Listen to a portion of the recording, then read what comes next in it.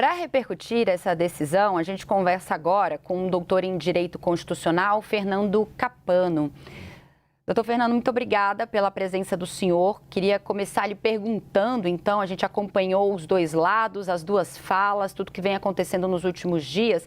Até que ponto, então, uma medida de investigação como essa, né, que possa levar à identificação de fontes, pode criar um precedente de intimidação da imprensa?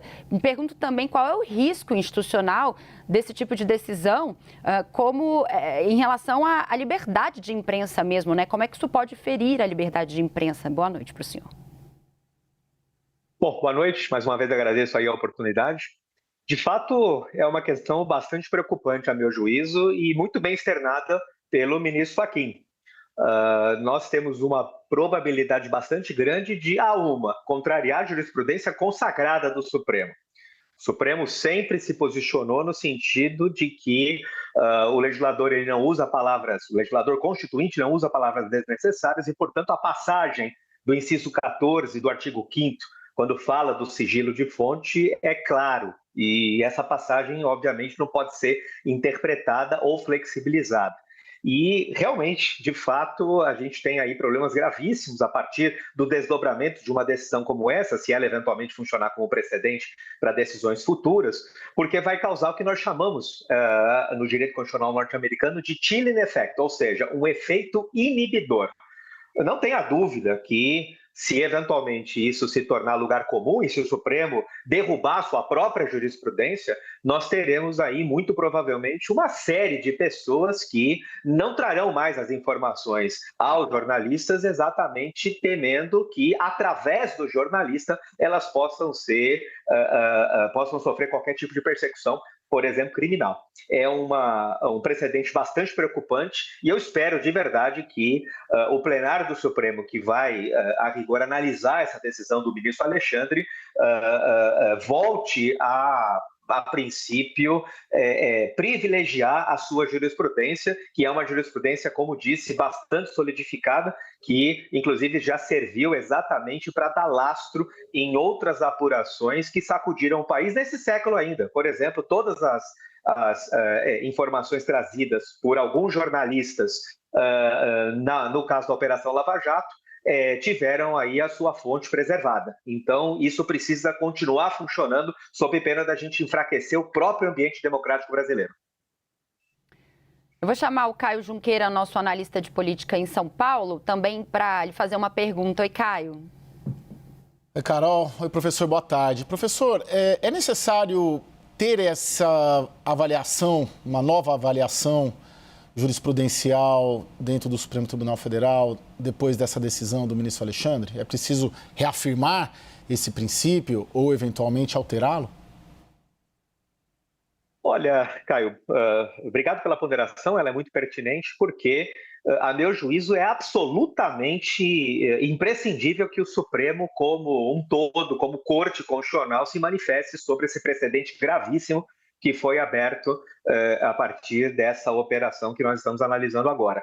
Nós precisamos, de novo, compreender que o Supremo não é o ministro X, nem o ministro Y, nem o ministro Z. O Supremo é uma corte constitucional que funciona idealmente a partir da fala do seu plenário. E, portanto, uma decisão como essa me parece absolutamente imprescindível, como diz, que ela seja análise, né? Que ela seja objeto de análise, objeto de crivo pelos outros ministros, porque o que nós temos até agora é uma posição, a rigor, acautelada, né? De cautelar por parte do ministro Alexandre e que merece, sim, a meu juízo, esse crivo, essa análise, e faço votos e torço para que, como disse o Supremo Tribunal Federal ao falar como Corte Constitucional, reafirme a passagem do inciso 14 do artigo 5º, que preserva, protege e tutela o sigilo da fonte. Se eventualmente crimes estão sendo cometidos, esses crimes, obviamente, precisam ser avaliados, investigados e analisados sob outra perspectiva, que não através do trabalho jornalístico legítimo. Professor, o senhor já colocou que é absolutamente contra, então, a decisão tomada pelo ministro Alexandre de Moraes, mas em que circunstâncias, né, se é que existem de fato circunstâncias plausíveis, uma decisão judicial pode alcançar pessoas aí apontadas como fontes de um jornalista? Existe algum caso?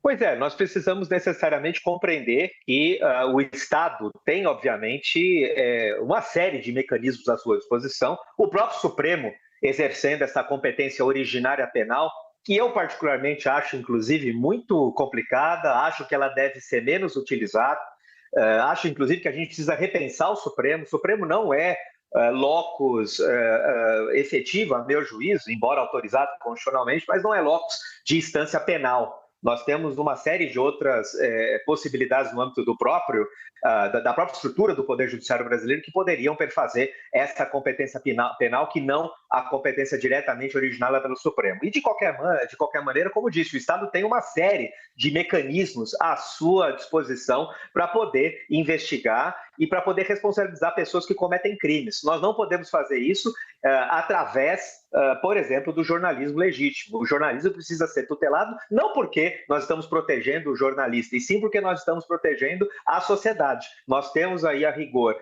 que dá mais peso a essa passagem do artigo 5º, inciso 14, do que, por exemplo, a lógica de que o Supremo pode, ou o Poder Judiciário pode eventualmente tratar perseguições penais. As perseguições penais, insisto mais uma vez, são absolutamente legítimas também, é verdade. Os crimes precisam ser dirimidos, as pessoas precisam ser responsabilizadas, mas neste caso em particular, não através do jornalismo legítimo, e sim através de todos os outros mecanismos que o Poder Judiciário tem à sua disposição. Se eventualmente precisar sacrificar o jornalismo para isso, então, sinto muito, é difícil falar, é difícil ser muito claro nesse sentido, mas a mim me parece que, sopesando estes valores entre perseguição penal e jornalismo legítimo, eu fico com o jornalismo legítimo. Caio. Professor, esse debate dentro do Supremo, ele precisa ir ao plenário ou deve ficar restrito à turma a qual pertence Alexandre de Moraes? Quero crer que, como estamos diante de uma situação bastante complexa, como estamos diante aí de uma situação que nós falamos doutrinariamente, né? Nós estamos diante de uma situação difícil em que vários valores constitucionais, ou alguns valores constitucionais, estão em aparente conflito. O ideal é que nós tenhamos aí essa matéria afeta ao plenário do Supremo Tribunal Federal. Para além da turma, é óbvio que é importante, nós temos duas turmas no âmbito do Supremo que eventualmente têm as suas competências regimentais, mas quando estamos diante de questões constitucionais profundas, quando nós estamos diante de valores constitucionais que eventualmente estão em aparente conflito dentro do nosso sistema constitucional, o locus próprio para se definir, para se deliberar e para se fazer crivo sobre isso é o plenário do Supremo, em que todos os ministros precisam se posicionar.